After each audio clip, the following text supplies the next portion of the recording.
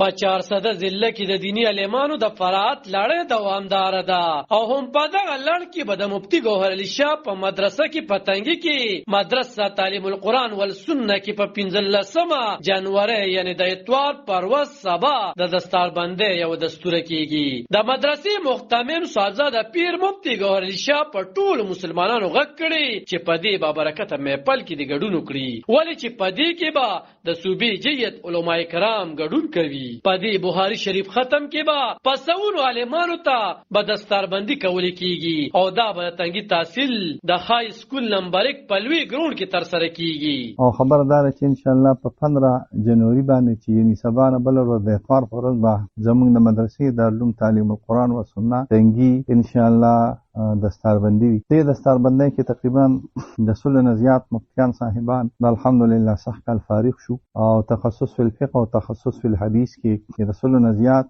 بلکې 130 140 130 کسان دي دا د تخصصونو نه فارغ شو او 30 کسان د دورې نه فارغ شو. دا سه حفظ ناظره تجوید او اصل دستاربندی دا زموږ د تخصصونو او اصل دستاربندی زموږ د دورې حدیث والا ده. دغه ان شاء الله ډېر غټ علما راځي. زموږ استاد محترم او زموږ مشر او د ټول علماء مشر حضرت مولانا عبدالحلیم صاحب دین بابا هغه به ان شاء الله تشریف وروړي. زمونږ بل مشر زمونږ د علاقې د ټول علماء استاد حضرت مولانا شیخ الحدیث حضرت مولانا محمد ادریس صاحب هغه به ان شاء الله تشریف وروړي. دا دستاربندي به ان شاء الله د 2 بجو نه سٹارټ کیږي او ان شاء الله اخري دعا ورته په 1 بجې باندې کیږي. تاسو مسلمانانو ته عام مسلمانانو ته خاص مسلمانانو ته زما درخواست دی او زما د استدعا ده چې تاسو ټول ملګري دوستان په دې کې شرکت وکړي. سبا نه بل سبا د اتوار په ورځ په 15 جنوري باندې به ان شاء الله دا اجتماع او دا دستاربندي کیږي.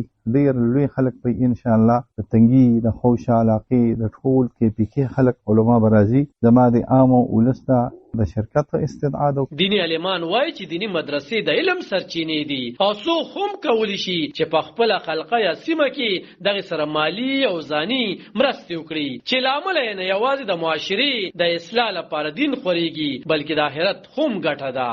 علب خان شیرپو دلبر نیوز 400